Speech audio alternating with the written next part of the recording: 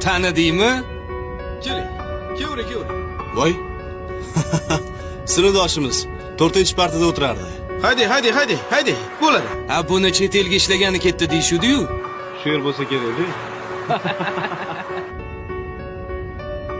Tez so'rashib ketaylik, ish-pish so'ramasin yana. Da, to'g'ri. Ketdi yur. Sinfdosh. Tuzumsan? Rahmat. Sinfdosh. Qalisan? Yaxshimisan? Charchamayapsanmi? Rahmat. Ha? Ancha bo'ldi o'rta ko'rishmaganmiz. Uzr, kutib turishudi-ya. Gaplasharmiz. Chiqarsan? Bo'pti, boraxon. Bo'pti, sog' bo'l. Shotmi ishxonanglar? Shotdi.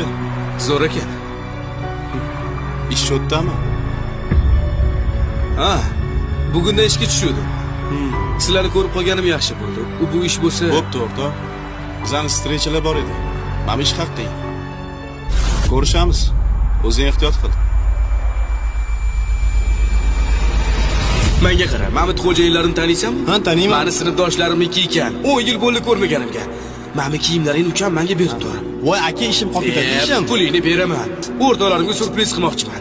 Kelsa menga aytganmi? Aka, bo'ldimi? Kiyimim bersiz ishimni davom ettirardim. Mayli. Mayli, aka, yaxshi qilib oling.